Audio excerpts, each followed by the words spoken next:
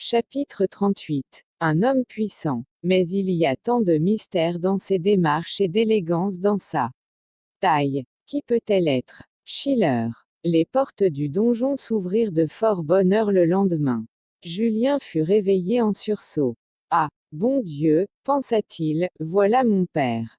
Quelle scène désagréable. Au même instant, une femme vêtue en paysanne se précipita dans ses bras. En le serrant d'une façon convulsive, il eut peine à la reconnaître. C'était mademoiselle de La Mole. Méchant, je n'ai su que par ta lettre où tu étais. Ce que tu appelles ton crime, et qui n'est qu'une noble vengeance qui me révèle toute la hauteur du cœur qui bat dans cette poitrine, je ne l'ai su qu'à Verrières. Malgré ses préventions contre mademoiselle de La Mole, que d'ailleurs il ne s'avouait pas bien nettement, Julien la trouva fort jolie. Comment ne pas voir dans toute cette façon d'agir et de parler un sentiment noble, désintéressé, bien au-dessus de tout ce qu'aurait osé une âme petite et vulgaire. Il crut encore aimer une reine, et après quelques instants, ce fut avec une rare noblesse d'élocution et de pensée qu'il lui dit. L'avenir se dessinait à mes yeux fort clairement. Après ma mort, je vous remariez à monsieur de Croisenois, qui aurait épousé une veuve. L'âme, noble mais un peu romanesque de cette veuve charmante, étonnée et convertie au culte de la prudence vulgaire par un événement singulier, tragique et grand pour elle, eût daigné comprendre le mérite fort réel du jeune marquis. Vous vous seriez résigné à être heureuse du bonheur de tout le monde, la considération, les richesses, le haut rang. Mais, chère Mathilde, votre arrivée à Besançon, si elle est soupçonnée, va être un coup mortel pour monsieur de La Mole, et voilà ce que jamais je ne me pardonnerai. Je lui ai déjà causé tant de chagrin. L'académicien va dire qu'il a réchauffé un serpent dans son sein. J'avoue que je m'attendais peu à tant de froide raison, à tant de soucis pour l'avenir, dit mademoiselle de La Mole à demi fâchée. Ma femme de chambre, presque aussi prudente que vous, a pris un passeport pour elle.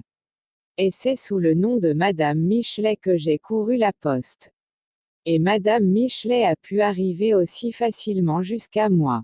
Ah, tu es toujours l'homme supérieur, celui que j'ai distingué. D'abord, j'ai offert 100 francs à un secrétaire de juge qui prétendait que mon entrée dans ce donjon était impossible.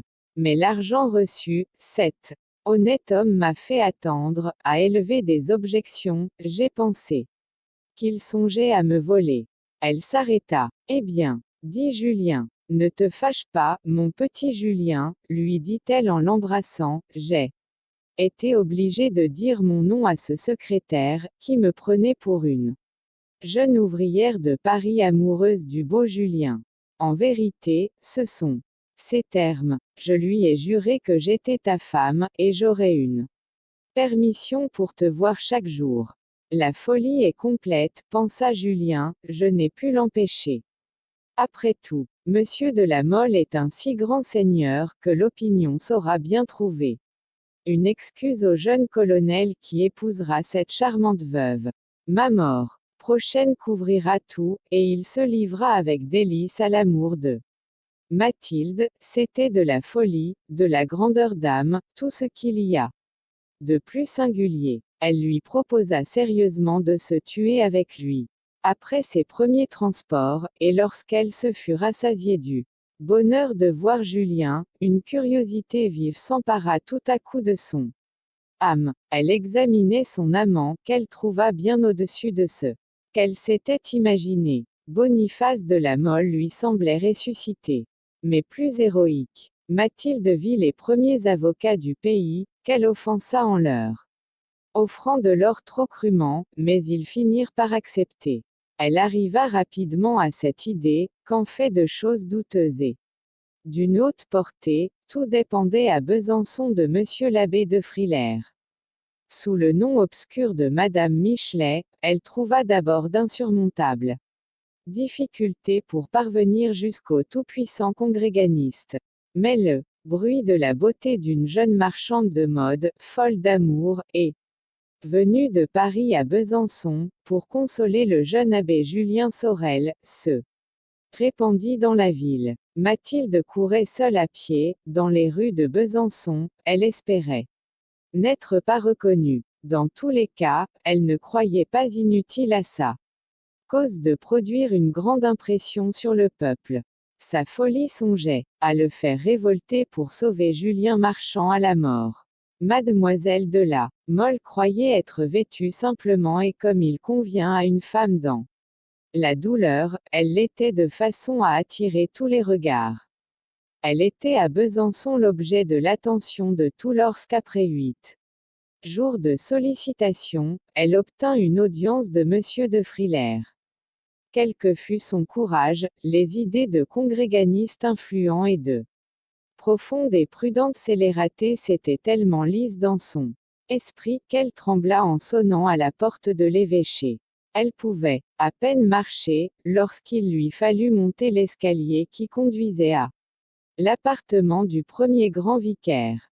La solitude du palais épiscopal lui donnait froid. Je puis m'asseoir sur un fauteuil, et ce fauteuil me saisir les bras, j'aurais disparu.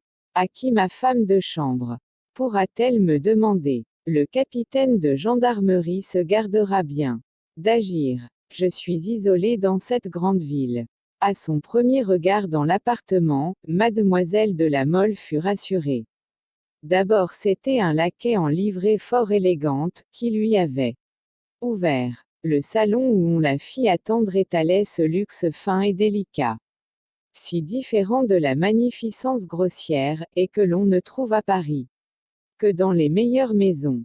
Dès qu'elle aperçut Monsieur de Frilair qui venait à elle d'un air paterne, toutes les idées de crime atroce disparurent. Elle ne trouva pas même sur cette belle figure, l'empreinte de cette vertu énergique et quelque peu sauvage si antipathique à la société de Paris. Le demi-sourire qui animait les traits du prêtre, qui disposait de tout à Besançon, annonçait l'homme de bonne compagnie, le prélat instruit, l'administrateur habile. Mathilde se crut à Paris.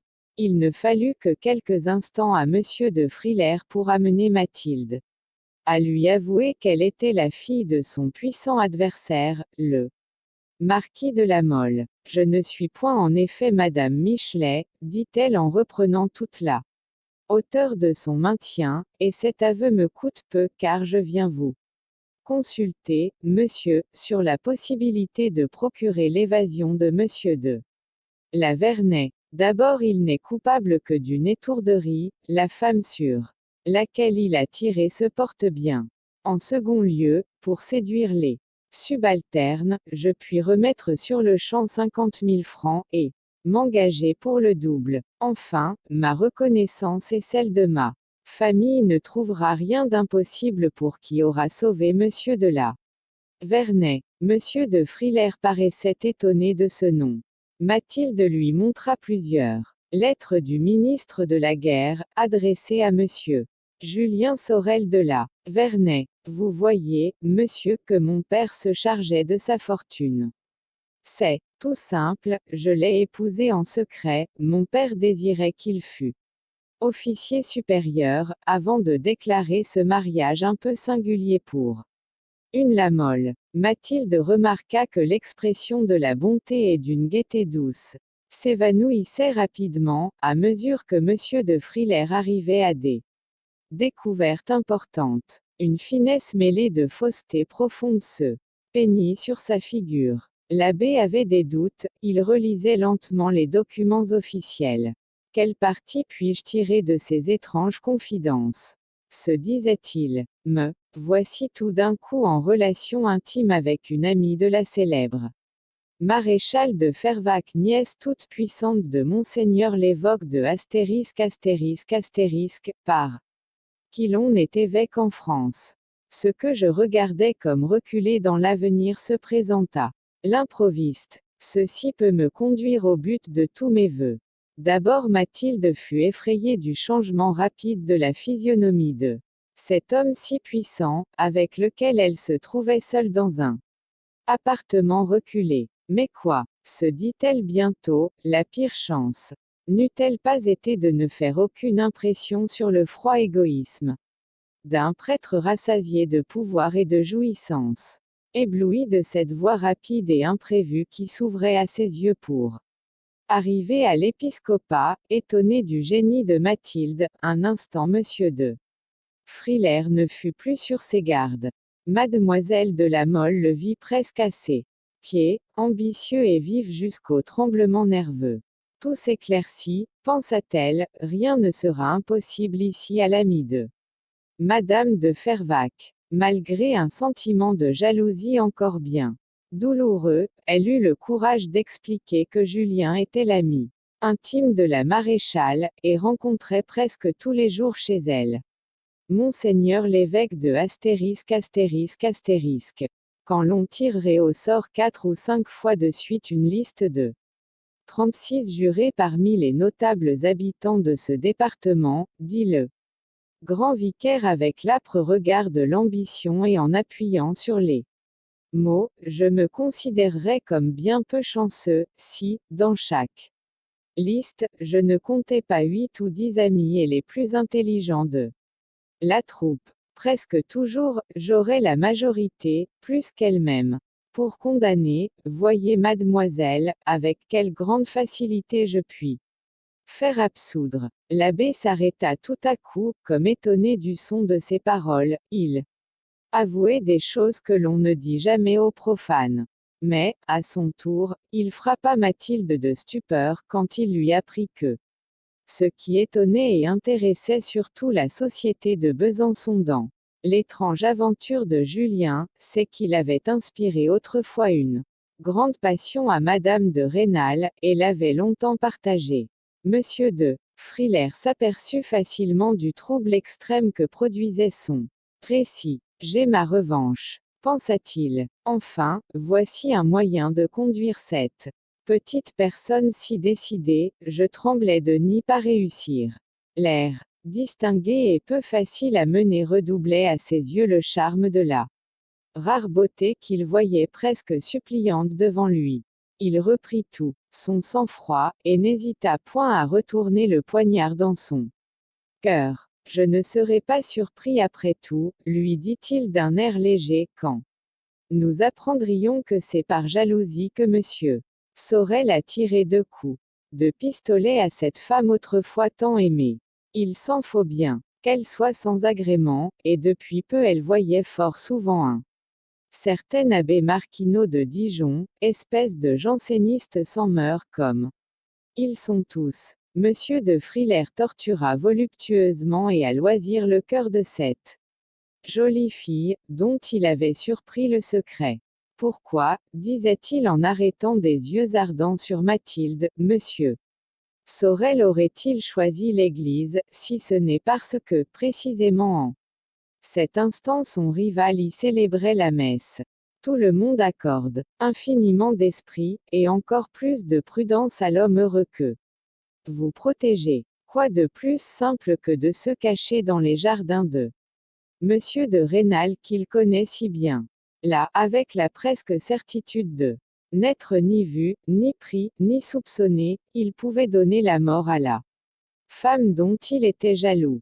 Ce raisonnement, si juste en apparence, acheva de jeter Mathilde hors d'elle-même. Cette âme altière, mais saturée de toute cette prudence sèche qui passe dans le grand monde pour peindre fidèlement le cœur humain, n'était pas faite pour comprendre vite le bonheur de se moquer de toute prudence, qui peut être si vif pour une âme ardente.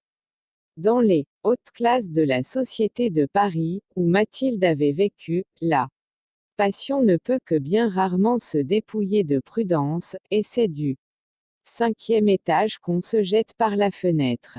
Enfin, l'abbé de Frilair fut sûr de son empire.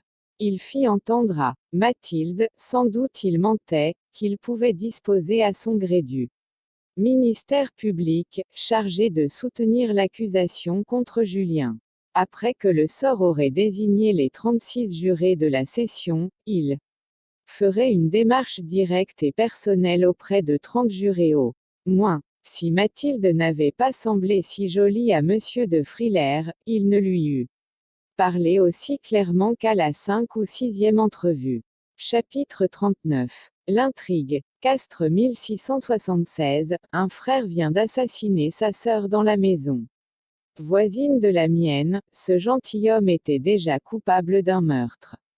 Son père, en faisant distribuer secrètement 500 écus au conseiller, lui a sauvé la vie. Locke, voyage en France. En sortant de l'évêché, Mathilde n'hésita pas à envoyer un courrier à Madame de Fervaques. La crainte de se compromettre ne l'arrêta pas une seconde. Elle conjurait sa rivale d'obtenir une lettre pour Monsieur de Frilair écrite en entier de la main de Monseigneur l'évêque de *****. Elle allait jusqu'à la supplier d'accourir elle-même à Besançon. Ce trait fut héroïque de la part d'une âme jalouse et fière. D'après le conseil de Fouquet, elle avait eu la prudence de ne point parler de ses démarches à Julien. Sa présence le troublait à ses sangs. Cela, plus honnête homme à l'approche de la mort qu'il ne l'avait été. Durant sa vie, il avait des remords non seulement envers Monsieur de la Mole, mais aussi pour Mathilde. Quoi donc, se disait-il, je trouve auprès d'elle des moments de distraction et même de l'ennui. Elle se perd pour moi, et c'est ainsi que je l'en récompense. Serais-je donc un méchant? Cette question l'eût bien peu occupé quand il était ambitieux, alors, ne pas réussir était là seule honte à ses yeux. Son malaise moral auprès de Mathilde était d'autant plus décidé qu'il lui inspirait en ce moment la passion la plus extraordinaire et la plus folle. Elle ne parlait que des sacrifices étranges qu'elle voulait faire pour le sauver. Exaltée par un sentiment dont elle était fière et qui l'emportait sur tout son orgueil, elle eût voulu ne pas laisser passer un instant de sa vie sans le remplir par quelque démarche extraordinaire.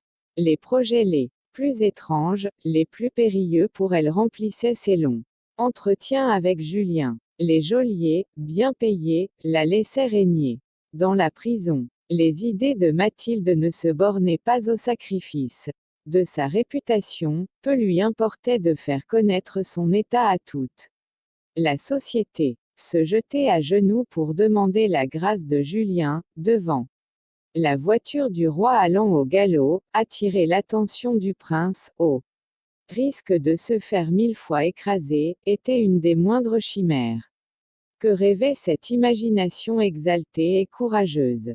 Par ses amis, employés auprès du roi, elle était sûre d'être admise dans les parties réservées du parc de Saint-Cloud.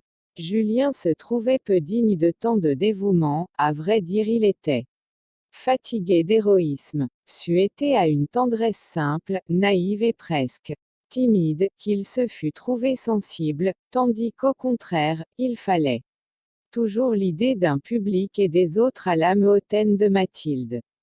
Au milieu de toutes ces angoisses, de toutes ces craintes pour la vie de cet amant, auquel elle ne voulait pas survivre, Julien sentait qu'elle avait un besoin secret d'étonner le public par l'excès de son amour et la sublimité de ses entreprises.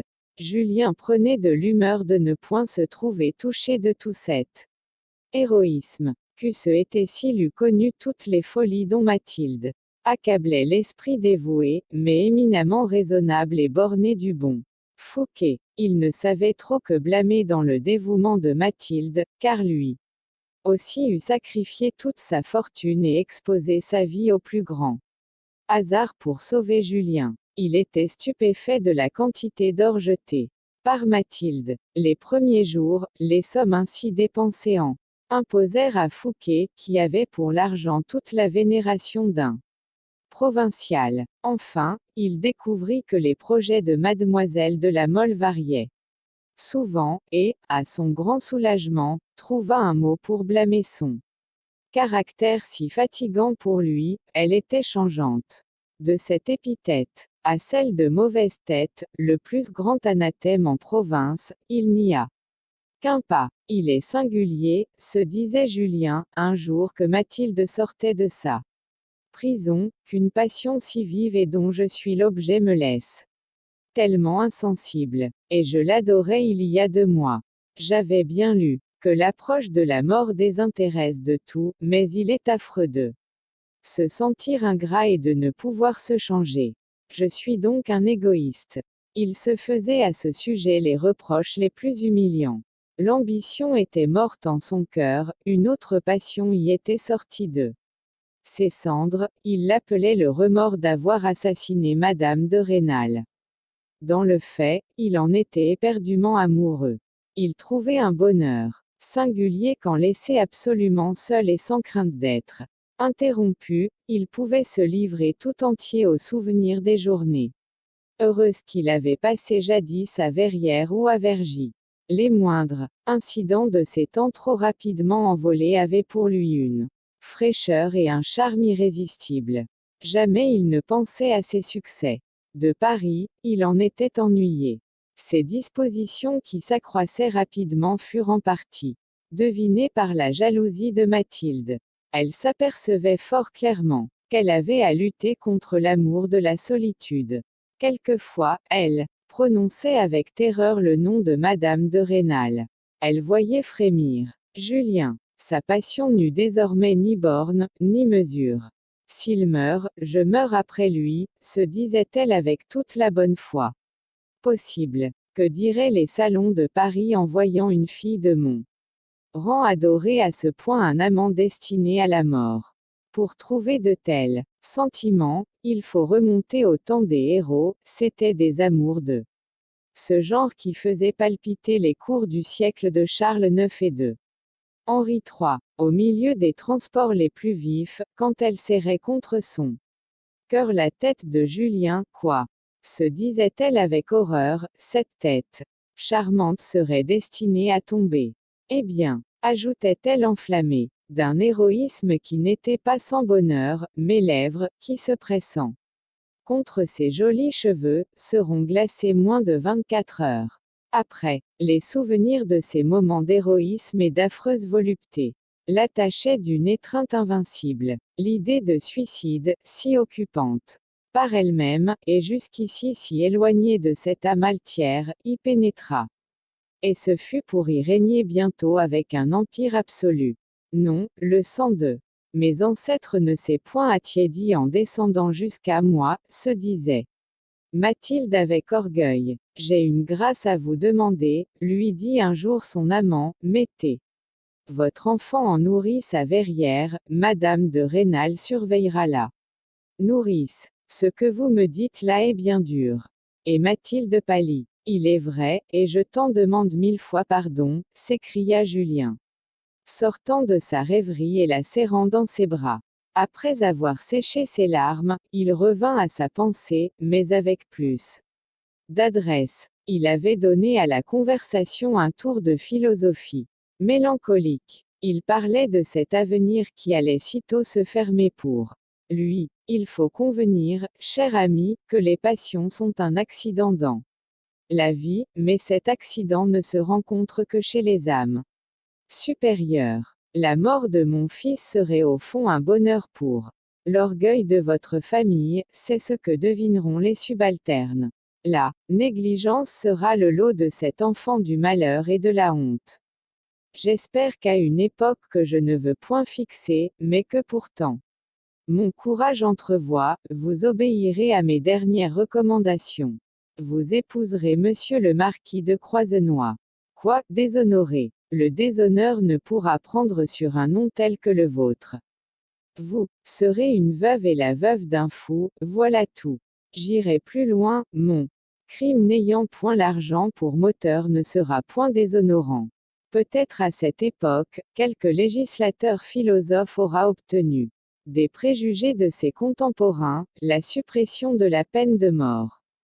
Alors quelque voix amie dira comme un exemple, tenez, le premier époux de Mademoiselle de la Mole était un fou, mais non pas un méchant homme, un scélérat. Il fut absurde de faire tomber cette tête. Alors ma mémoire ne sera point infâme, du moins après un certain temps. Votre position dans le monde, votre fortune, et, permettez-moi de le dire, votre génie, feront jouer à Monsieur de Croisenois, devenu votre époux, un rôle auquel tout seul il ne saurait atteindre. Il n'a que de la naissance et de la bravoure, et ces qualités toutes seules qui faisaient un homme accompli. En 1729, sont un anachronisme un siècle plus tard, et ne donnent que des prétentions. Il faut encore d'autres choses pour se placer à la tête de la jeunesse française. Vous porterez le secours d'un caractère ferme et entreprenant au parti politique où vous jetterez votre époux. Vous pourrez succéder aux Chevreuse et aux Longueville de la Fronde. Mais alors, cher ami, le feu céleste qui vous anime en ce moment sera un peu attiédi.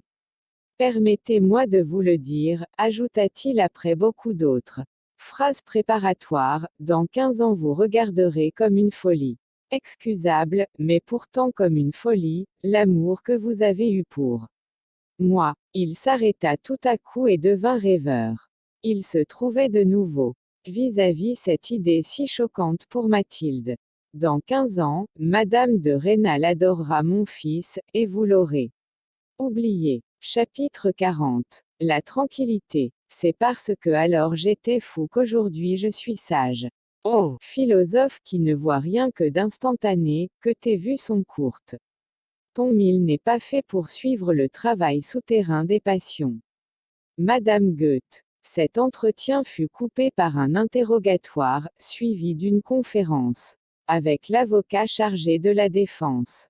Ces moments étaient les seuls absolument désagréables d'une vie pleine d'incurie et de rêveries tendres. Il y a meurtre, et meurtre avec préméditation, dit Julien au juge.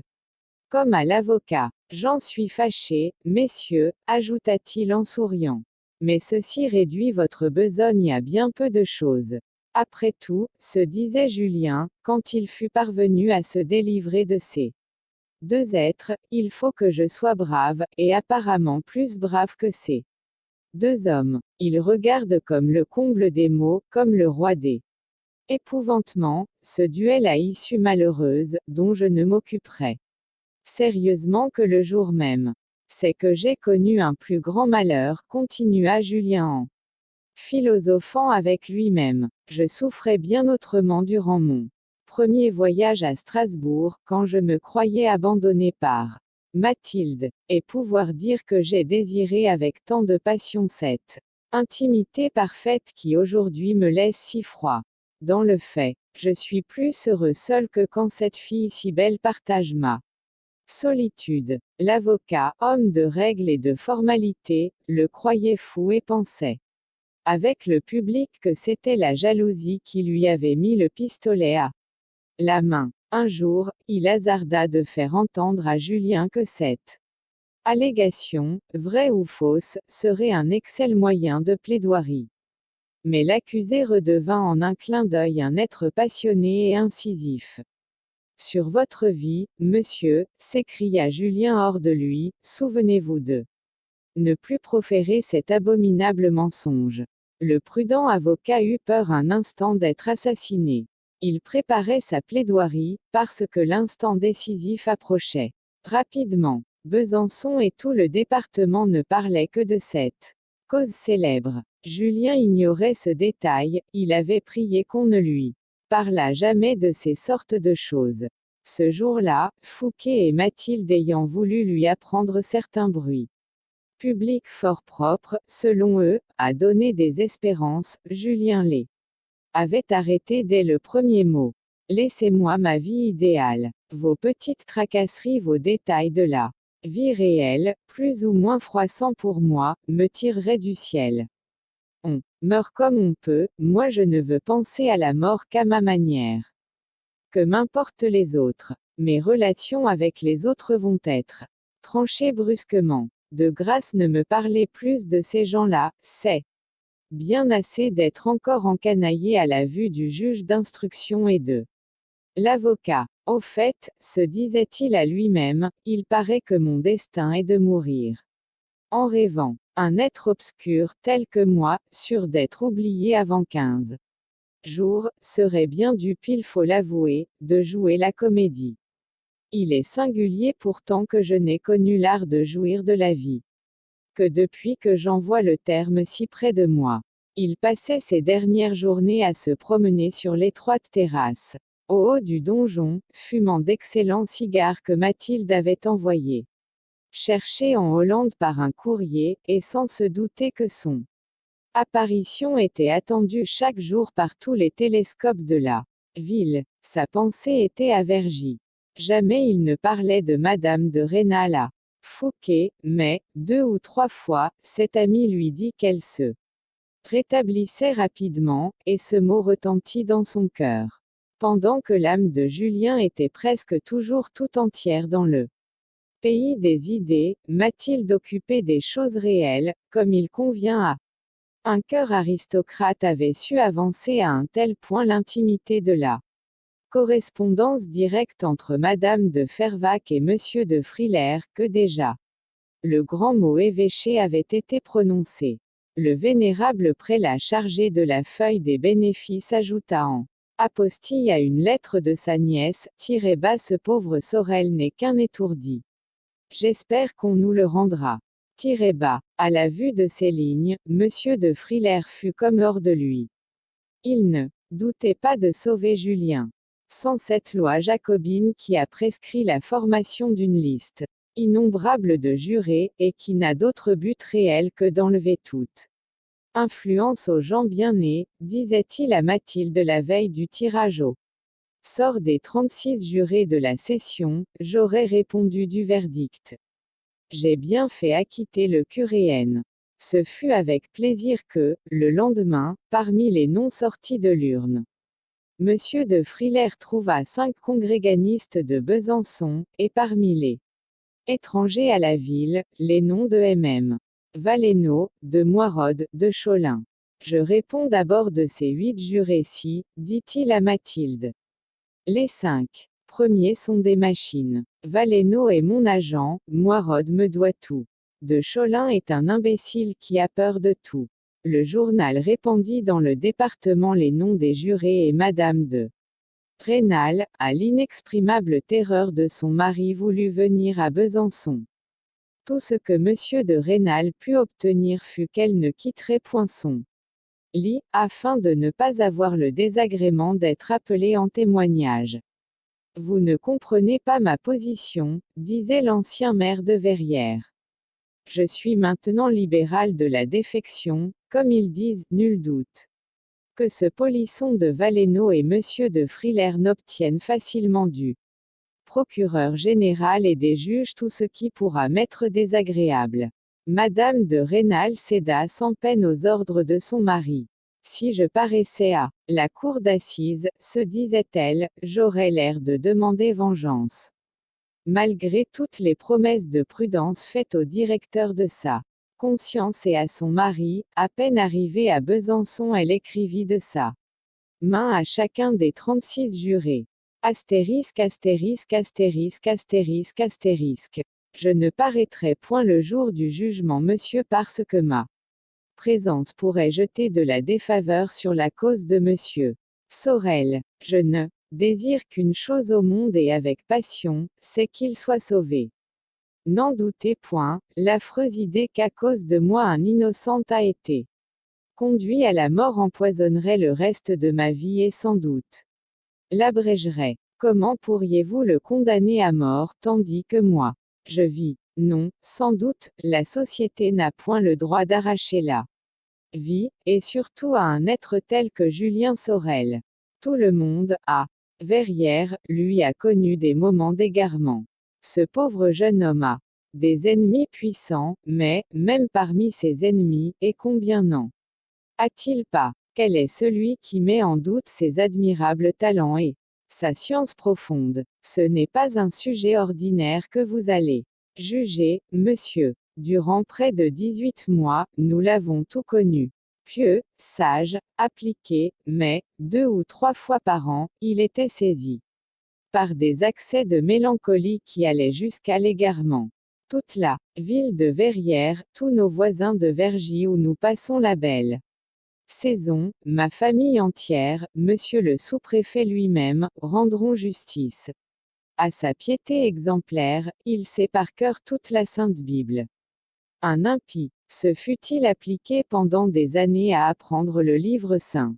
Mes fils auront l'honneur de vous présenter cette lettre, ce sont des enfants. Daignez les interroger, monsieur, ils vous donneront sur ce pauvre jeune homme tous les détails qui seraient encore nécessaires pour vous convaincre de la barbarie qu'il y aurait à le condamner. Bien loin de me venger, vous me donneriez la mort. Qu'est-ce que ses ennemis pourront opposer à ce fait? La blessure qui a été le résultat d'un de ces moments de folie que mes enfants eux-mêmes remarquaient chez leur précepteur, est tellement peu dangereuse qu'après moins de 2 mois elle m'a permis de venir en poste de Verrières à Besançon. Si j'apprends, monsieur, que vous hésitiez le moins du monde à soustraire à la barbarie des lois un être si peu coupable, je sortirai de mon lit où me retiennent uniquement les ordres de mon mari et j'irai me jeter à vos pieds. Déclarez, monsieur, que la préméditation n'est pas constante, et vous n'aurez pas à vous reprocher le sang d'un innocent, etc., etc. Chapitre 41. Le jugement. Le pays se souviendra longtemps de ce procès célèbre. L'intérêt pour l'accusé était porté jusqu'à l'agitation, c'est que son crime était étonnant et pourtant pas atroce. L'eût-il été, ce jeune homme était si beau, sa haute fortune sitôt finie augmentait l'attendrissement. Le condamneront-ils? Demandaient les femmes aux hommes de leur connaissance, et on les voyait pâlissant attendre la réponse. Sainte-Beuve, enfin parut ce jour, tellement redouté de Madame de Rênal et de Mathilde. L'aspect étrange de la ville redoublait leur terreur, et ne laissait pas sans émotion même l'âme ferme de Fouquet. Toute la province était accourue à Besançon pour voir juger cette cause romanesque. Depuis plusieurs jours, il n'y avait plus de place dans les auberges. Monsieur le président des assises était assailli par des demandes de billets. Toutes les dames de la ville voulaient assister au jugement, on criait dans les rues le portrait de Julien, etc., etc. Mathilde tenait en réserve pour ce moment suprême une lettre écrite en entier de la main de Monseigneur l'évêque de astérisque astérisque astérisque. Ce prélat, qui dirigeait l'Église de France et faisait des évêques, daignait demander l'acquittement de Julien. La veille du jugement, Mathilde porta cette lettre au tout-puissant grand vicaire. À la fin de l'entrevue, comme elle s'en allait fondant en larmes. Je réponds de la déclaration du jury, lui dit monsieur de Frilair sortant enfin de sa réserve diplomatique, et presque ému lui-même. Parmi les 12 personnes chargées d'examiner si le crime de votre protégé est constant, et surtout s'il y a eu préméditation, je compte 6 amis dévoués à ma fortune, et je leur ai fait entendre qu'il dépendait d'eux de me porter à l'épiscopat.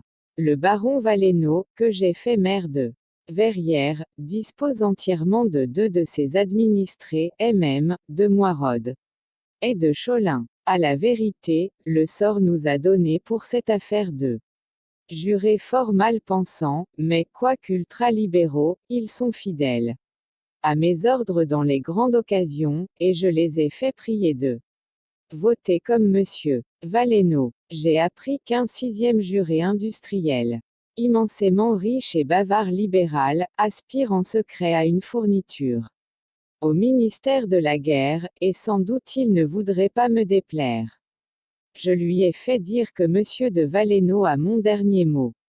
Et quel est ce monsieur Valenod? Dit Mathilde inquiète. Si vous le connaissiez, vous ne pourriez douter du succès. C'est un parleur audacieux, impudent, grossier fait pour mener des sots, 1814 là. Pris à la misère, et je vais en faire un préfet. Il est capable de battre les autres jurés, s'ils ne veulent pas voter à sa guise. Mathilde fut un peu rassurée. Une autre discussion l'attendait dans la soirée. Pour ne pas prolonger une scène désagréable et dont, à ses yeux, le résultat était certain. Julien était résolu à ne pas prendre la parole. Mon avocat parlera, c'est bien assez, dit-il à Mathilde. Je ne serai que trop longtemps exposé en spectacle à tous mes ennemis. Ces provinciaux ont été choqués de la fortune rapide que je vous dois, et, croyez-moi, il n'en est pas un qui ne désire ma condamnation, sauf à pleurer comme un sot quand on me mènera à la mort. Il désire vous voir humilié, il n'est que trop vrai, répondit Mathilde, mais je ne les crois point cruels. Ma présence à Besançon et le spectacle de ma douleur ont intéressé toutes les femmes, votre jolie figure fera le reste. Si vous dites un mot devant vos juges, tout l'auditoire est pour vous, etc., etc. Le lendemain à 9 heures, quand Julien descendit de sa prison pour aller dans la grande salle du palais de justice, ce fut avec beaucoup de peine que les gendarmes parvinrent à écarter la foule immense entassée dans la cour. Julien avait bien dormi, il était fort calme et n'éprouvait d'autre sentiment qu'une pitié philosophique pour cette foule d'envieux qui, sans cruauté, allait applaudir à son arrêt de mort. Il fut bien surpris lorsque, retenu plus d'un quart d'heure au milieu de la foule, il fut obligé de reconnaître que sa présence inspirait au public une pitié tendre. Il n'entendit pas un seul propos désagréable. Ces provinciaux sont moins méchants que je ne le croyais, se dit-il. En entrant dans la salle du jugement, il fut frappé de l'élégance de l'architecture. C'était un gothique propre, et une foule de jolies petites colonnes taillées dans la pierre avec le plus grand soin. Il se crut en Angleterre. Mais bientôt toute son attention fut absorbée par 12 ou 15 jolies femmes qui, placées vis-à-vis la sellette de l'accusé, remplissaient les 3 balcons au-dessus des juges et des jurés. En se retournant vers le public, il vit que la tribune circulaire qui règne au-dessus d'eux. L'amphithéâtre était rempli de femmes, la plupart étaient jeunes et lui semblèrent fort jolies, leurs yeux étaient brillants et remplis d'intérêt. Dans le reste de la salle, la foule était énorme, on se battait aux portes, et les sentinelles ne pouvaient obtenir de silence. Quand tous les yeux qui cherchaient Julien s'aperçurent de sa présence, en le voyant occuper la place un peu plus élevée réservée à l'accusé, il fut accueilli par un murmure d'étonnement et de tendre intérêt. On eût dit, ce jour-là, qu'il n'avait pas 20 ans, il était mis fort simplement, mais avec une grâce parfaite, ses cheveux et son front étaient charmants. Mathilde avait voulu présider elle-même à sa toilette. La pâleur de Julien était extrême. À peine assis sur la sellette, il entendit dire de tous côtés. Dieu, comme il est jeune, mais c'est un enfant. Il est bien mieux que son portrait. Mon accusé, fuit dit le gendarme assis à sa droite, voyez-vous ces 6 dames qui occupent ce balcon. Le gendarme lui indiquait une petite tribune en saillie au-dessus de l'amphithéâtre où sont placés les jurés. C'est madame la préfète, continua le gendarme, à côté madame la marquise de N astérisque astérisque astérisque, celle-là vous aime bien, je l'ai entendu parler au juge d'instruction. Après, c'est madame Derville. Madame Derville, s'écria Julien, et une vive rougeur couvrit son front. Au sortir d'ici, pensa-t-il, elle va écrire à madame de Rênal. Il ignorait l'arrivée de madame de Rênal à Besançon. Les témoins furent entendus, cela prit plusieurs heures. Dès les premiers mots de l'accusation soutenus par l'avocat général, 2 de ces dames placées dans le petit balcon, tout à fait en face de Julien, fondirent en larmes. Madame Derville ne s'attendrit point ainsi, pensa Julien. Cependant il remarqua qu'elle était fort rouge. L'avocat général faisait du pathos en mauvais français sur la barbarie du crime commis. Julien observa que les voisines de Madame Derville avaient l'air de le désapprouver vivement. Plusieurs jurés, apparemment de la connaissance de ces dames, leur parlaient et semblaient les rassurer. Voilà qui ne laisse pas d'être de bon augure, pensa Julien. Jusque-là il s'était senti pénétré d'un mépris sans mélange pour tous les hommes qui assistaient au jugement. L'éloquence plate de l'avocat général augmenta ce sentiment de dégoût. Mais peu à peu la sécheresse d'âme de Julien disparut devant les marques d'intérêt dont il était évidemment l'objet. Il fut content de la mine ferme de son avocat. Pas de phrase, lui dit-il tout bas comme il allait prendre la parole. Toute l'emphase pillée à Bossuet, qu'on a étalée contre vous, vous a servi, dit l'avocat. En effet, à peine avait-il parlé pendant 5 minutes que presque toutes les femmes avaient leur mouchoir à la main. L'avocat, encouragé, adressa au juré des choses extrêmement fortes. Julien frémit, il se sentait sur le point de verser des larmes.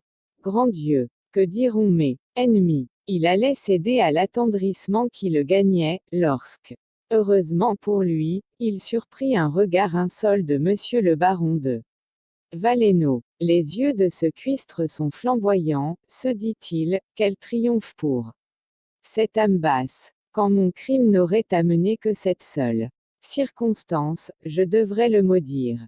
Dieu sait ce qu'il dira de moi. Dans les soirées d'hiver, à Madame de Rênal. Cette idée effaça toutes les autres. Bientôt après, Julien fut rappelé à lui-même par les marques d'assentiment du public. L'avocat venait de terminer sa plaidoirie. Julien se souvint qu'il était convenable de lui serrer la main. Le temps avait passé rapidement. On apporta des rafraîchissements à l'avocat et à l'accusé.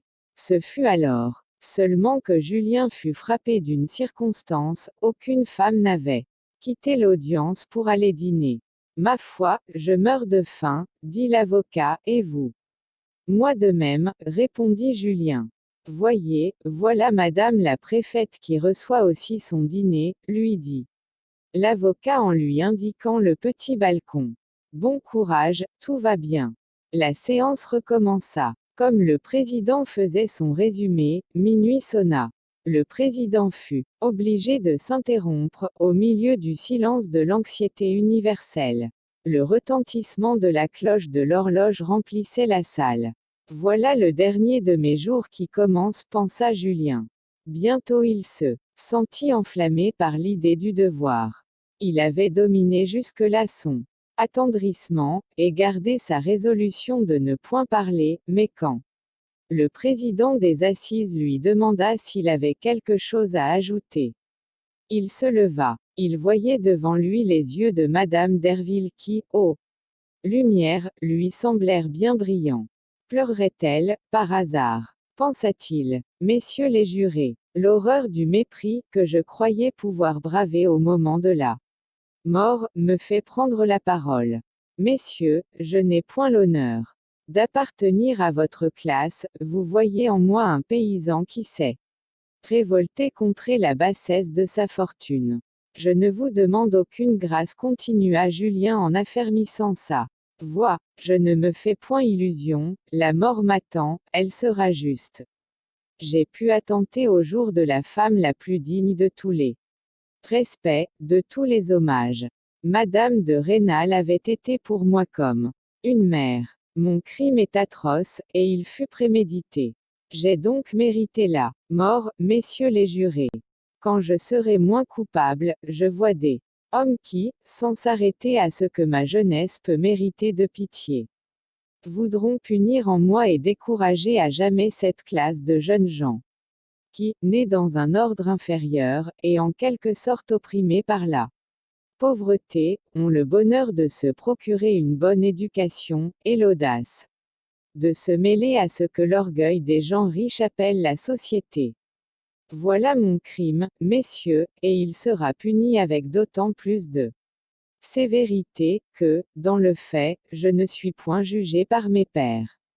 Je ne vois point sur les bancs des jurés quelques paysans enrichis, mais uniquement des bourgeois indignés. Pendant 20 minutes, Julien parla sur ce ton, il dit tout ce qu'il avait sur le cœur. L'avocat général, qui aspirait aux faveurs de l'aristocratie, bondissait sur son siège, mais malgré le tour un peu abstrait que Julien avait donné à la discussion toutes les femmes fondaient en larmes. Madame Derville elle-même avait son mouchoir sur ses yeux. Avant de finir, Julien revint à la préméditation, à son repentir.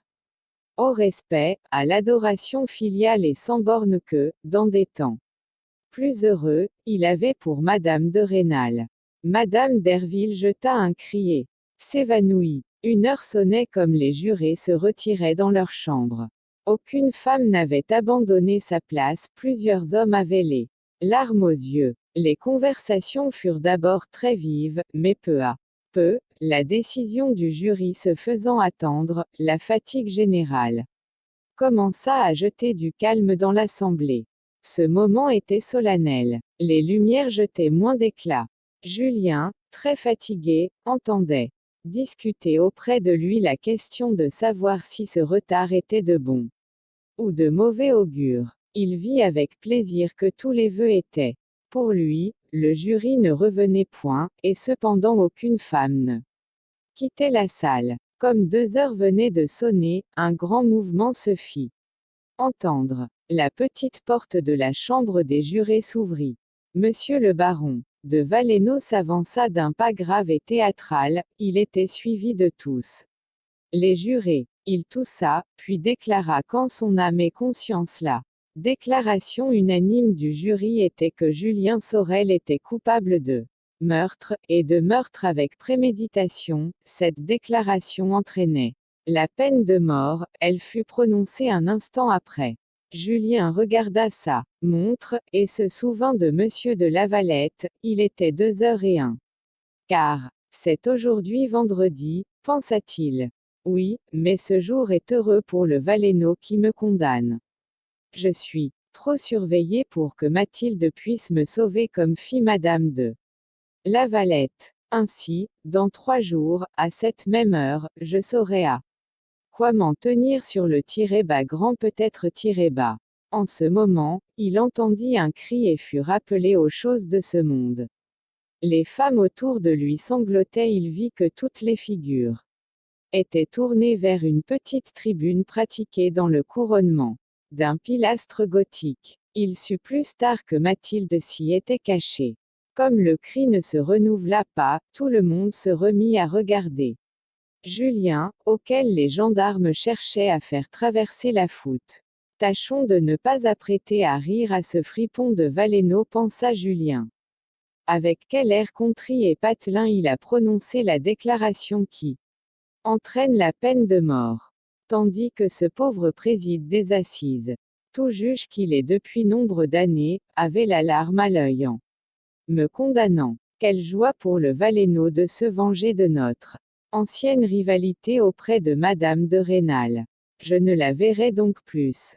C'en est fait. Un dernier adieu est impossible entre nous, je le sens, que j'aurais été heureux de lui dire toute l'horreur que j'ai de mon crime. Seulement ces paroles, je me trouve justement condamné. Chapitre 42. En ramenant Julien en prison, on l'avait introduit dans une chambre destinée aux condamnés à mort.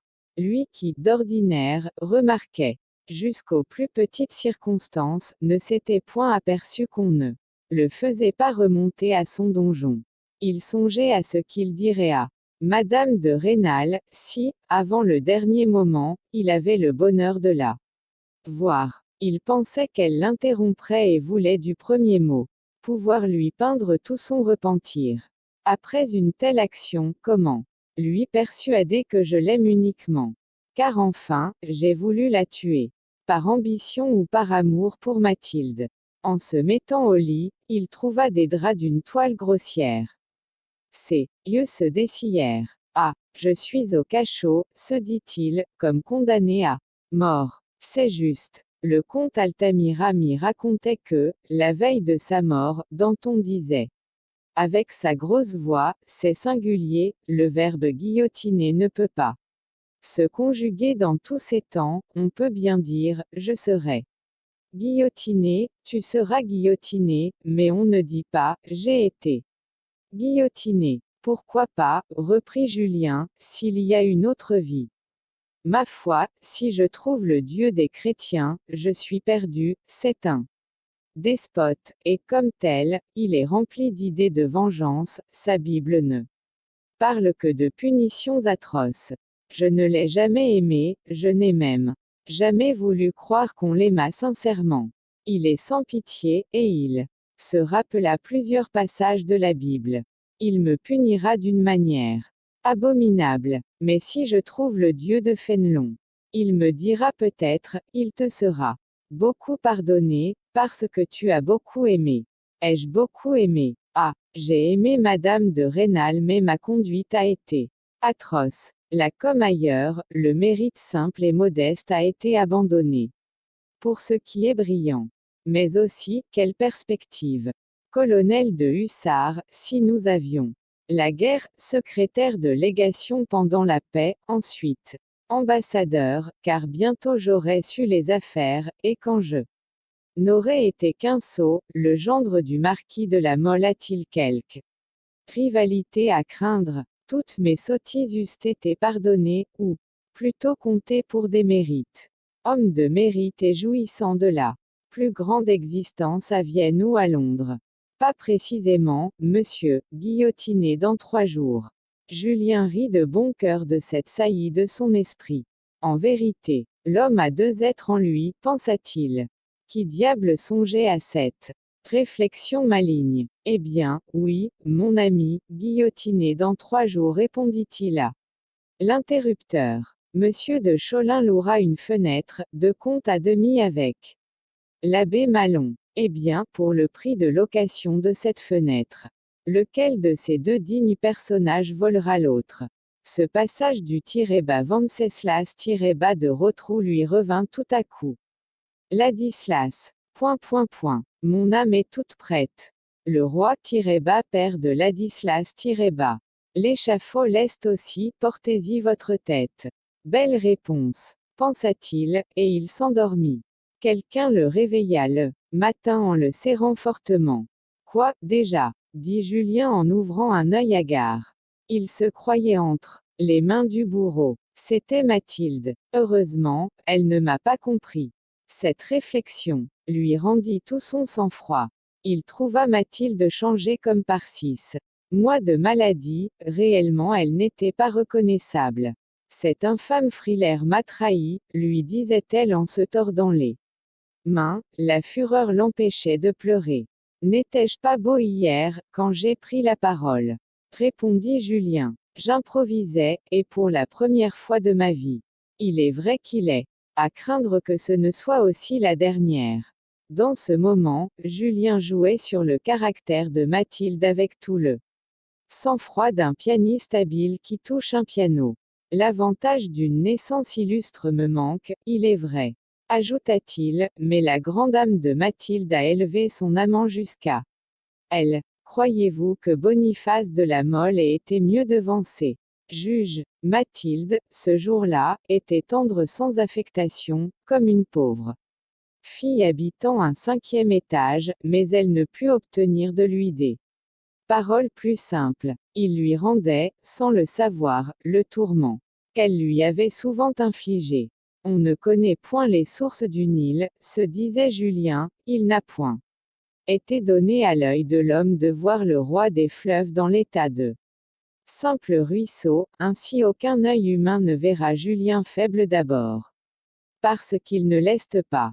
Mais j'ai le cœur facile à toucher, la parole la plus commune, si elle est dite avec un accent vrai, peut attendrir ma voix et même faire couler mes larmes. Que de fois les cœurs secs ne m'ont-ils pas méprisé pour ce défaut? Ils croyaient que je demandais grâce, voilà ce qu'il ne faut pas souffrir. On dit que le souvenir de sa femme émut Danton au pied de l'échafaud.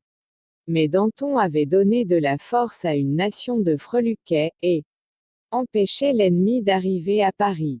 Moi seul, je sais ce que j'aurais pu faire. Pour les autres, je ne suis tout au plus qu'un. Peut-être, si Madame de Rênal était ici, dans mon cachot, au lieu de Mathilde, aurais-je pu répondre de moi? L'excès de mon désespoir et de mon repentir eût passé, aux yeux des Valénaux et de tous les patriciens du pays, pour l'ignoble peur de la mort, ils sont si fiers, ces cœurs faibles que leur position pécuniaire met au-dessus des tentations. Voyez ce que c'est, aurait dit MM, de Moirod et de Cholin, qui viennent de me condamner à mort que de naître fils d'un charpentier. On peut devenir savant, adroit, mais le cœur ne s'apprend pas. Même avec cette pauvre Mathilde, qui pleure maintenant, ou plutôt qui ne peut plus pleurer, dit-il en regardant ses yeux rouges, et il la serra dans ses bras. L'aspect d'une douleur vraie lui fit oublier son syllogisme. Elle a pleuré toute la nuit peut-être, se dit-il, mais un jour, quelle honte ne lui fera pas se souvenir.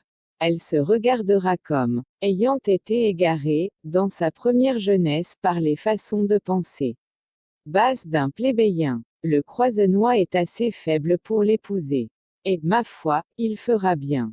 Elle lui fera jouer un rôle du droit qu'un esprit ferme et vaste en ses desseins a sur l'esprit grossier des vulgaires humains. Ah ça, voici qui est plaisant, depuis que je dois mourir, tous les vers que j'ai jamais su en ma vie me reviennent à la mémoire. Ce sera un signe de décadence. Mathilde lui répétait d'une voix éteinte. Il est là, dans la pièce voisine. Enfin il fit attention à ses paroles. Sa voix est faible, pensa-t-il. Mais tout ce caractère impérieux est encore dans son accent. Elle baisse la voix pour ne pas se fâcher. Et qui est là, lui dit-il d'un air doux. L'avocat pour vous faire signer votre appel. Je n'appellerai pas. Comment? Vous n'appellerez pas, dit-elle en se levant et les yeux étincelants de colère. Et pourquoi, s'il vous plaît? Parce que, en ce moment, je me sens le courage de mourir sans trop faire rire à mes dépens. Et qui me dit que dans 2 mois, après un long séjour dans ce cachot humide, je serai aussi bien dispose. Je prévois des entrevues avec des prêtres, avec mon père.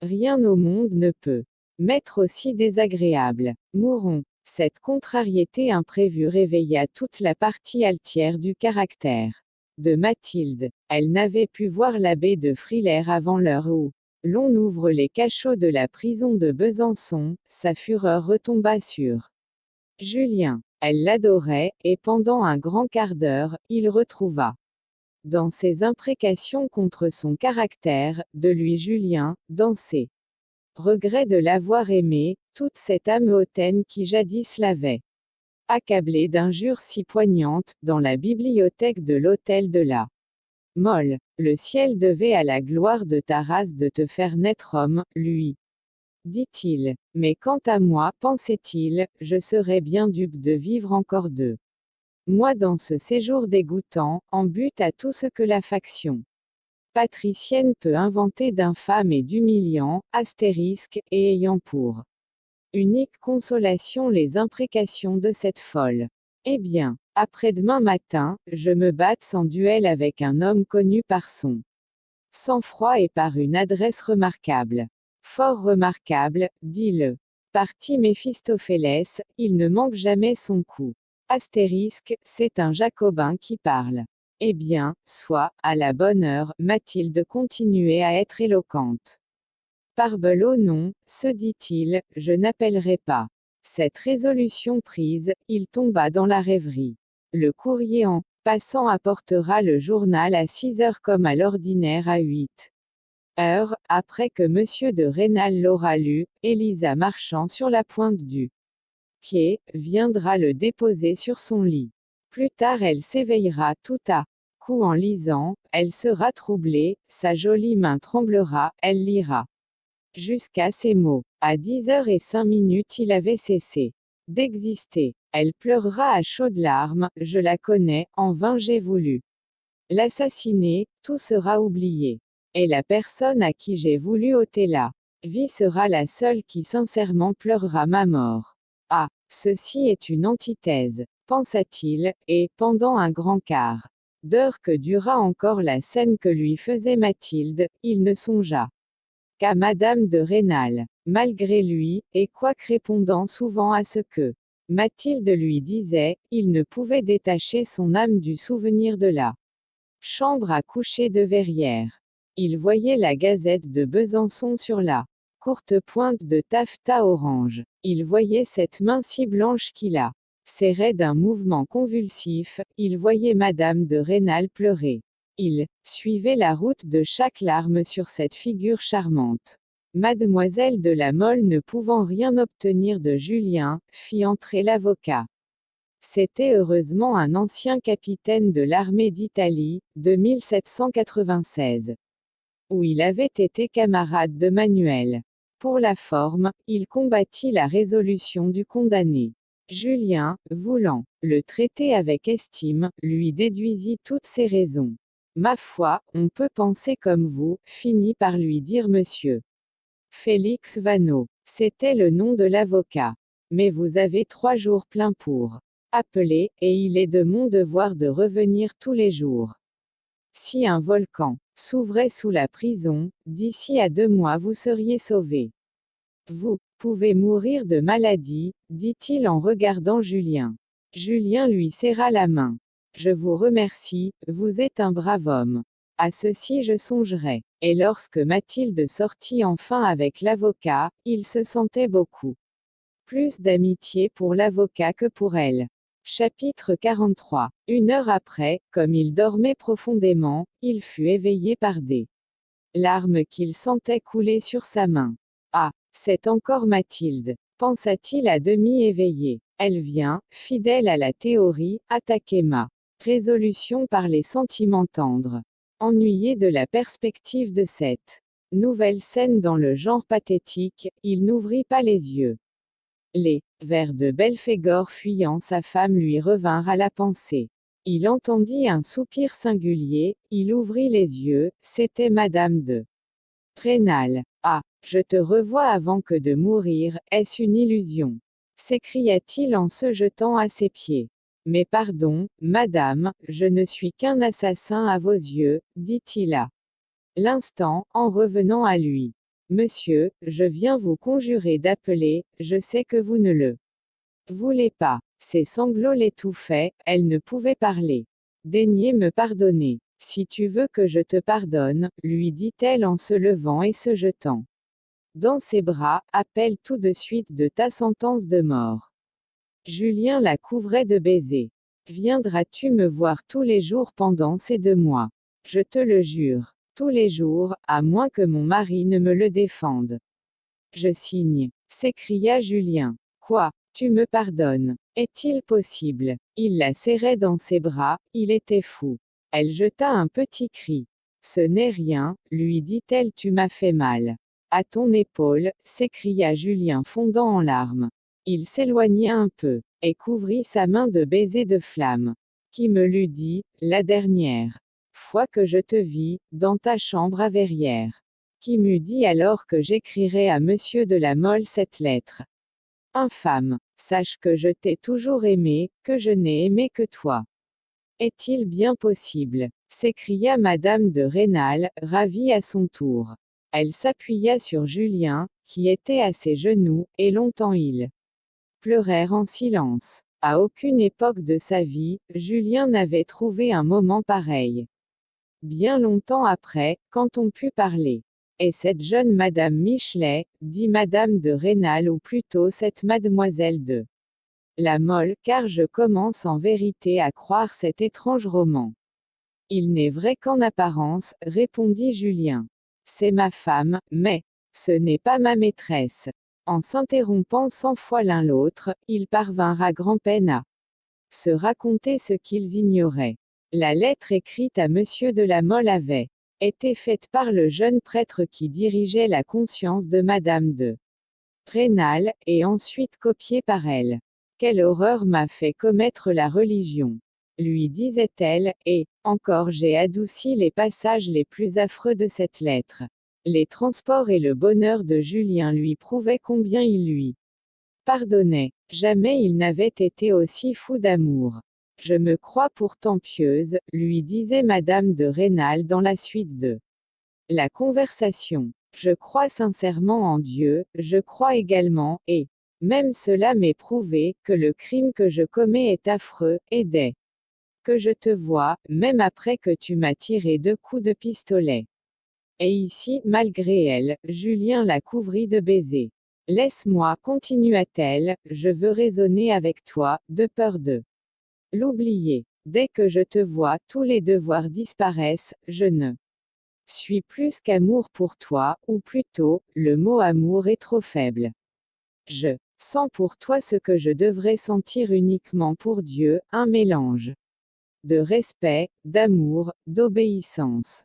En vérité, je ne sais pas ce que tu m'inspires. Tu me dirais de donner un coup de couteau au geôlier, que le crime serait commis avant que j'y eusse songé.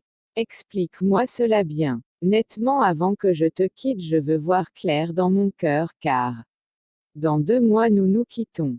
À propos, nous quitterons-nous? Lui, dit-elle en souriant. Je retire ma parole, s'écria Julien en se levant, je n'appelle pas de la sentence de mort, si par poison, couteau, pistolet, charbon ou de toute autre manière quelconque, tu cherches à mettre fin ou obstacle à ta vie. La physionomie de Madame de Rênal changea tout à coup, la plus vive tendresse fit place à une rêverie profonde.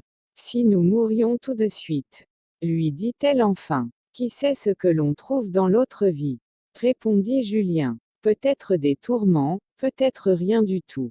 Ne pouvons-nous pas passer 2 mois ensemble d'une manière délicieuse? 2 mois, c'est bien des jours. Jamais je n'aurais été aussi heureux. Jamais tu n'auras été aussi heureux. Jamais, répéta Julien ravi, et je te parle comme je me parla moi-même. Dieu me préserve d'exagérer. C'est me commander que de parler ainsi, dit-elle avec un sourire timide et mélancolique. Eh bien, tu jures, sur l'amour que tu as pour moi, de n'attenter à ta vie par aucun moyen direct, ni indirect, songe, ajouta-t-il, qu'il faut que tu vives pour mon fils, que Mathilde abandonnera à des laquais dès qu'elle sera marquise de Croisenois. Je jure, reprit-elle froidement, mais je veux emporter ton appel écrit et signé de ta main. J'irai moi-même chez monsieur le procureur général. Prends garde, tu te compromets. Après la démarche d'être venu te voir dans ta prison, je suis à jamais, pour Besançon et toute la Franche-Comté, une héroïne d'anecdotes, dit-elle d'un air profondément affligé. Les bornes de l'austère pudeur sont franchies. Je suis une femme perdue d'honneur. Il est vrai que c'est pour toi. Son accent était si triste que Julien l'embrassa avec un bonheur tout nouveau pour lui. Ce n'était plus l'ivresse de l'amour, c'était reconnaissance extrême. Il venait d'apercevoir, pour la première fois, toute l'étendue du sacrifice qu'elle lui avait fait. Quelque âme charitable informa, sans doute, monsieur de Rênal des longues visites que sa femme faisait à la prison de Julien, car, au bout de 3 jours, il lui envoya sa voiture, avec l'ordre exprès de revenir sur le champ à Verrières. Cette séparation cruelle avait mal commencé la journée pour Julien. On l'avertit, 2 ou 3 heures après, qu'un certain prêtre intrigant et qui pourtant n'avait pu se pousser parmi les jésuites de Besançon, s'était établi depuis le matin en dehors de la porte de la prison, dans la rue. Il pleuvait beaucoup, et là cet homme prétendait jouer le martyr. Julien était mal disposé, cette sottise le toucha profondément.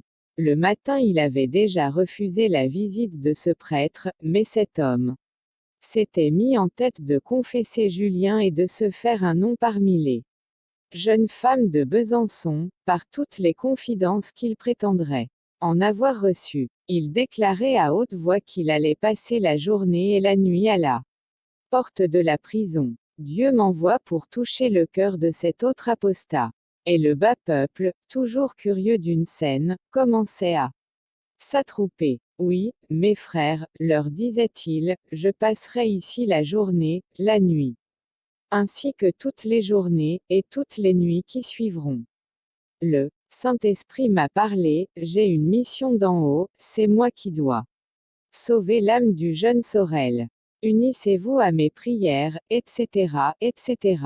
Julien avait horreur du scandale et de tout ce qui pouvait attirer l'attention sur lui. Il songea à saisir le moment pour s'échapper du monde incognito, mais il avait quelque espoir de revoir Madame de Rênal, et il était éperdument amoureux. La porte de la prison était située dans l'une des rues les plus fréquentées. L'idée de ce prêtre crotté, faisant foule et scandale, torturait son âme. Et, sans nul doute, à chaque instant il répète mon nom. Ce moment fut plus pénible que la mort.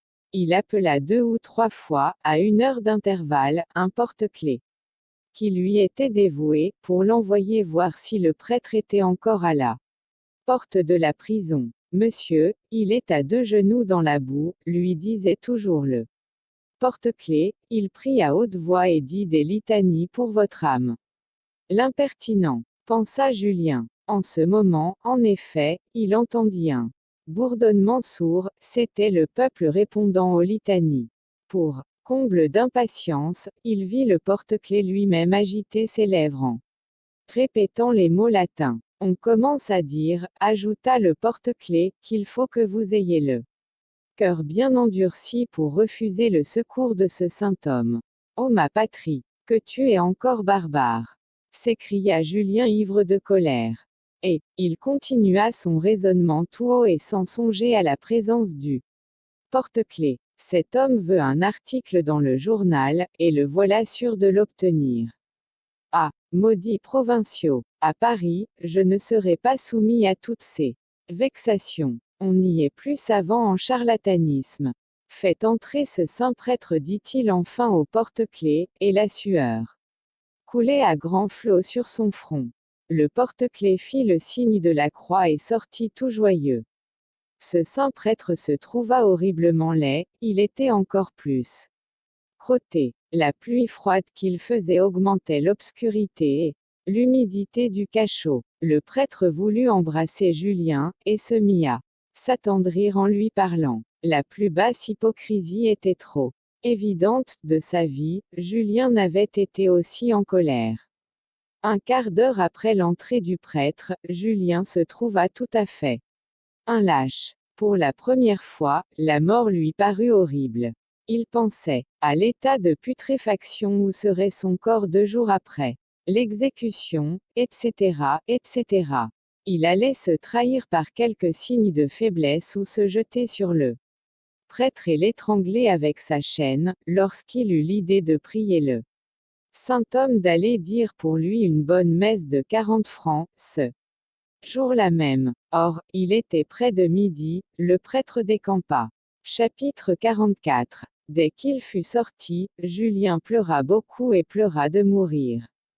Peu à peu il se dit que, si Madame de Rênal eût été à Besançon, il lui eût avoué sa faiblesse. Au moment où il regrettait le plus l'absence de cette femme adorée, il entendit le pas de Mathilde. Le pire des malheurs en prison, pensa-t-il, c'est de ne pouvoir fermer sa porte. Tout ce que Mathilde lui dit ne fit que l'irriter.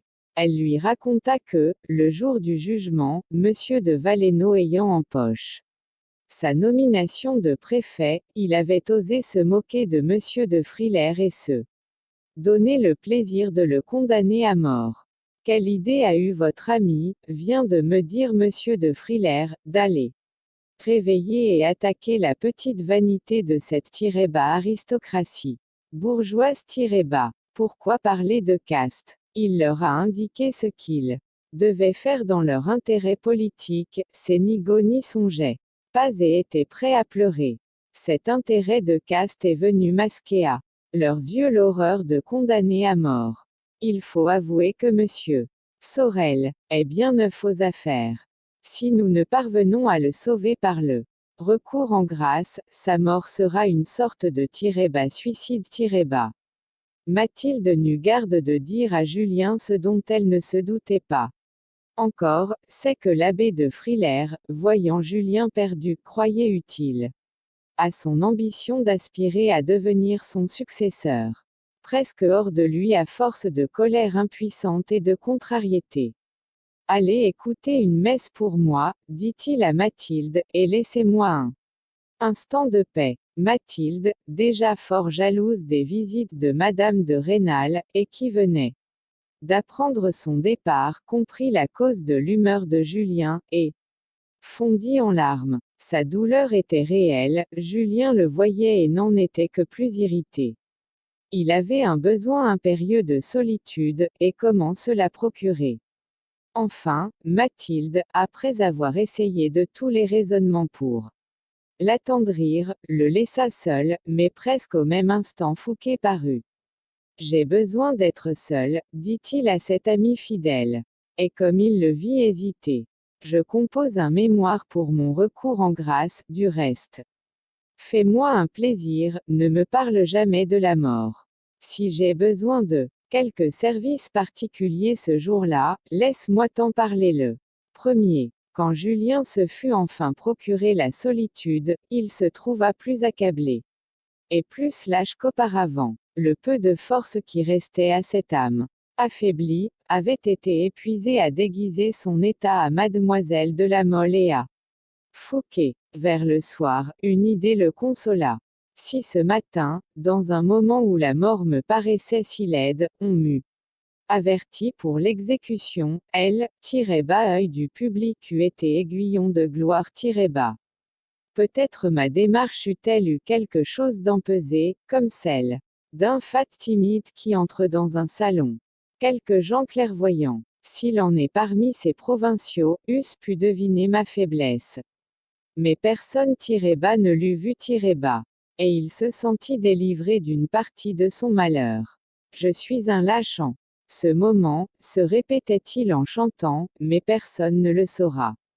Un événement presque plus désagréable encore l'attendait pour le lendemain. Depuis longtemps, son père annonçait sa visite, ce jour-là.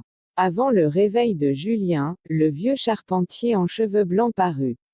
Dans son cachot, Julien se sentit faible, il s'attendait aux reproches les plus désagréables. Pour achever de compléter sa pénible sensation, ce matin-là il éprouvait vivement le remords de ne pas aimer son père. Le hasard nous a placés l'un près de l'autre sur la terre, se disait-il. Pendant que le porte-clés arrangeait un peu le cachot, et nous sommes fait à peu près tout le mal possible. Il vient au moment de ma mort me donner le dernier coup. Les reproches sévères du vieillard commencèrent dès qu'ils furent sans témoin. Julien ne put retenir ses larmes. Quelle indigne faiblesse, se dit-il, avec rage. Il ira partout exagérer mon manque de courage, quel triomphe. Pour les Valenod et pour tous les plats hypocrites qui règnent à Verrières. Ils sont bien grands en France, ils réunissent tous les avantages sociaux. Jusqu'ici je pouvais au moins me dire, ils reçoivent de l'argent, il est vrai tous les honneurs s'accumulent sur eux, mais moi j'ai la noblesse du cœur. Et voilà un témoin que tous croiront, et qui certifiera à tout Verrières, et en l'exagérant, que j'ai été faible devant la mort. J'aurais été un lâche dans cette épreuve que tout comprenne. Julien était près du désespoir. Il ne savait comment renvoyer son père. Et feindre de manière à tromper ce vieillard si clairvoyant se trouvait en ce moment tout à fait au-dessus de ses forces. Son esprit parcourait rapidement tous les possibles.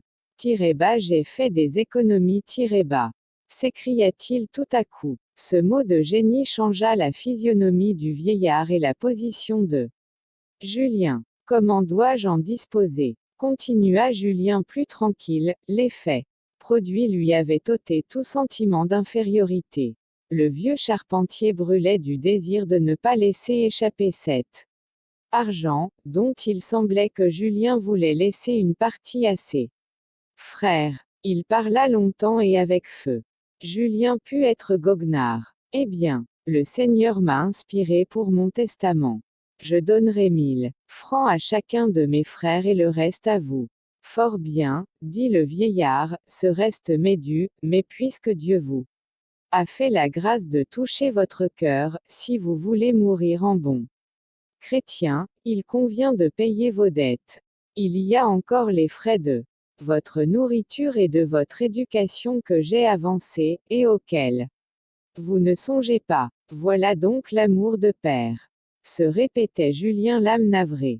Lorsqu'enfin il fut seul. Bientôt parut le geôlier. Monsieur, après la visite des grands-parents, j'apporte toujours à mes hôtes une bouteille de bon vin de champagne. Cela est un peu cher, 6 francs la bouteille, mais cela réjouit le cœur. Apportez 3 verres, lui dit Julien avec un empressement d'enfant. Et faites entrer 2 des prisonniers que j'entends se promener dans le corridor. Le geôlier lui amena 2 galériens tombés en récidive et qui se préparaient à retourner au bagne. C'étaient des scélérats fort gais, réellement très remarquables par la finesse, le courage et le sang-froid. Si vous me donnez 20 francs, dit l'un d'eux à Julien, je vous conterai ma vie en détail. C'est du chenu, mais vous allez me mentir, dit Julien. Non pas, répondit-il, mon ami que voilà, et qui est jaloux de mes 20 francs, me dénoncera si je dis faux. Son histoire était abominable. Elle montrait un cœur courageux, où il n'y avait plus qu'une passion, celle de l'argent. Après leur départ, Julien n'était plus le même homme. Toute sa colère contre lui-même avait disparu. La douleur atroce, envenimée par la pusillanimité, à laquelle il était en proie depuis le départ de Madame de Rênal, s'était tournée en mélancolie. À mesure que j'aurais été moins dupe des apparences, se disait-il, j'aurais vu que les salons de Paris sont peuplés d'honnêtes gens tels que mon père, ou de coquins habiles tels que ces galériens. Ils ont raison, jamais les hommes de salon ne se lèvent le matin avec cette pensée poignante, comment dînerais-je. Et ils vantent leur probité. Et, appelé au jury, ils condamnent fièrement l'homme qui a volé un couvert d'argent parce qu'il se sentait défaillir de faim. Mais y a-t-il une cour, s'agit-il de perdre ou de gagner un portefeuille, mes honnêtes gens de salon tombent dans des crimes exactement pareils à ceux que la nécessité de dîner a inspirés à ces 2 galériens. Il n'y a point de droit naturel, ce mot n'est qu'une antique niaiserie. Bien digne de l'avocat général qui m'a donné chasse l'autre jour, et dont l'aïeul fut enrichi par une confiscation de Louis XIV. Il n'y a de droit que lorsqu'il y a une loi pour défendre de faire telle chose sous peine de punition. Avant la loi il n'y a de naturel que la force du lion, ou le besoin de l'être qui a faim, qui a froid, le besoin en un mot. Non, les gens qu'on honorait ne sont que des fripons qui ont eu le bonheur de n'être pas pris en flagrant délit. L'accusateur que la société lance après moi, a été enrichi par une infamie. J'ai commis un assassinat et je suis justement condamné mais, à cette seule action près, le Valéno qui m'a condamné est 100 fois plus nuisible à la société. Eh bien, ajouta Julien tristement, mais sans colère malgré son avarice. Mon père vaut mieux que tous ces hommes-là. Il ne m'a jamais aimé. Je viens combler la mesure en le déshonorant par une mort infâme. Cette crainte de manquer d'argent, cette vue exagérée de la méchanceté des hommes qu'on appelle avarice, lui fait voir un prodigieux motif de consolation et de sécurité dans une somme de 300 ou 400 louis que je puis lui laisser. Un dimanche après dîner, il montrera son or à tous ces envieux de Verrières. À ce prix, leur dira son regard, lequel d'entre vous ne serait pas charmé d'avoir un fils guillotiné. Cette philosophie pouvait être vraie, mais elle était de nature à faire désirer la mort. Ainsi se passèrent 5 longues journées.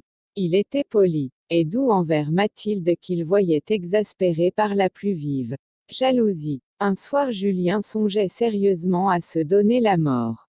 Son âme était énervée par le malheur profond où l'avait jeté le départ de Madame de Rênal. Rien ne lui plaisait plus, ni dans la vie réelle, ni dans l'imagination. Le défaut d'exercice commençait à altérer sa santé et à lui donner le caractère exalté et faible d'un jeune étudiant allemand. Il perdait cette mâle hauteur qui repousse par un énergique jurement certaines idées peu convenables, dont l'âme des malheureux est assaillie. J'ai aimé la vérité. Où est-elle? Partout hypocrisie ou du moins charlatanisme, même chez les plus vertueux, même chez les plus grands. Et ses lèvres prirent l'expression du dégoût. Non, l'homme ne peut pas se fier à l'homme. Madame de faisant une quête pour ces pauvres orphelins, me disait que tel prince venait de donner 10 louis, mensonge. Mais que dis-je? Napoléon à Sainte-Hélène. Pur charlatanisme, proclamation en faveur du roi de Rome. Grand Dieu, si un tel homme, et encore quand le malheur doit le rappeler sévèrement au devoir, s'abaisse jusqu'au charlatanisme, à quoi s'attendre du reste de l'espèce? Où est la vérité? Dans la religion. Oui, ajouta-t-il avec le sourire amer du plus extrême mépris, dans la bouche des Malons, des Frilair, des Castanède. Peut-être dans le vrai christianisme, dont les prêtres ne seraient pas plus payés que les apôtres ne l'ont été. Mais saint Paul fut payé par le plaisir de commander, de parler, de faire parler de soi. Ah, s'il y avait une vraie religion. Sot que je suis. Je vois une cathédrale gothique, des vitraux vénérables, mon cœur faible se figure le prêtre de ces vitraux. Mon âme le comprendrait, mon âme en a besoin. Je ne trouve qu'un fat avec des cheveux sales, aux agréments. Prêt, un chevalier de Beauvoisis. Mais un vrai prêtre, un Massillon, un Fénelon. Massillon a sacré du bois. Les mémoires de Saint-Simon m'ont gâté Fénelon, mais enfin un vrai prêtre. Alors, les âmes tendres auraient un point de réunion dans le monde, nous ne serions pas isolés. Ce bon prêtre nous parlerait de Dieu. Mais quel Dieu? Non celui de la Bible, petit despote cruel et plein de la soif de se venger, mais le Dieu de Voltaire, juste, bon, infini. Il fut agité par tous les souvenirs de cette Bible qu'il savait par cœur. Mais comment, dès qu'on sera tiré bas trois ensemble tiré bas, croire à ce grand non-Dieu, après l'abus effroyable qu'en font nos prêtres? Vivre isolé. Quel tourment! Je deviens fou et injuste, se dit Julien en se frappant le front. Je suis isolé ici dans ce cachot, mais je n'ai pas tiré bas vécu isolé tiré bas sur la terre, j'avais la puissante idée du tirer bas devoir tirer bas. Le devoir que je m'étais prescrit, à tort ou à raison, a été comme le tronc d'un arbre solide auquel je m'appuyais pendant l'orage, je vacillais, j'étais agité. Après tout, je n'étais qu'un homme, mais je n'étais pas en porte. C'est l'air humide de ce cachot qui me fait penser à l'isolement. Et pourquoi être encore hypocrite en maudissant l'hypocrisie? Ce n'est ni la mort, ni le cachot, ni l'air humide, c'est l'absence de Madame de Rênal qui m'accable. Si, à Verrières pour la voir, j'étais obligé de vivre des semaines entières, caché dans les caves de sa maison, est-ce que je me plaindrais? L'influence de mes contemporains l'emporte, dit-il tout haut et avec un rire amer. Parlant seul avec moi-même, à 2 pas de la mort, je suis encore hypocrite. Au XIXe siècle. Un chasseur tire un coup de fusil dans une forêt, sa proie tombe, il s'élance pour la saisir. Sa chaussure heurte une fourmilière haute de 2 pieds, détruit l'habitation des fourmis, sème au loin les fourmis. Leurs œufs. Les plus philosophes parmi les fourmis ne pourront jamais comprendre ce corps noir, immense effroyable, la botte du chasseur qui, tout à coup a pénétré dans leur demeure, avec une incroyable rapidité. Est précédé d'un bruit épouvantable, accompagné de gerbes d'un feu rougeâtre. Ainsi la mort, la vie, l'éternité, chose fort simple pour qui aurait les organes assez vastes pour les concevoir. Une mouche éphémère née à 9 heures du matin dans les grands jours d'été, pour mourir à 5 heures du soir, comment comprendrait-elle le mot nuit? Donnez-lui 5 heures d'existence de plus, elle voit et comprend ce que c'est que la nuit. Ainsi moi, je mourrai à 23 ans. Donnez-moi 5 années de vie de plus, pour vivre avec Madame de Rênal. Il se mit à rire comme Méphistophélès. Quelle folie de discuter ces Grand problème. 1. Je suis hypocrite comme s'il y avait là quelqu'un pour m'écouter. 2. J'oublie de vivre et d'aimer, quand il me reste si peu de jours à vivre. Et là, Madame de Rênal est absente, peut-être son mari ne la laissera plus revenir à Besançon, et continuer à se déshonorer. Voilà ce qui m'isole, et non l'absence d'un Dieu juste, tout-puissant. Point méchant, point avide de vengeance. Ah, s'il existait, et là, je tomberais à ses pieds, j'ai mérité la mort, lui dirais-je, mais, grand Dieu, Dieu bon, Dieu indulgent, rends-moi celle que j'aime. La nuit était alors fort avancée. Après 1 heure ou 2 d'un sommeil paisible, arriva Fouquet. Julien se sentait fort et résolu comme l'homme qui voit clair dans son âme.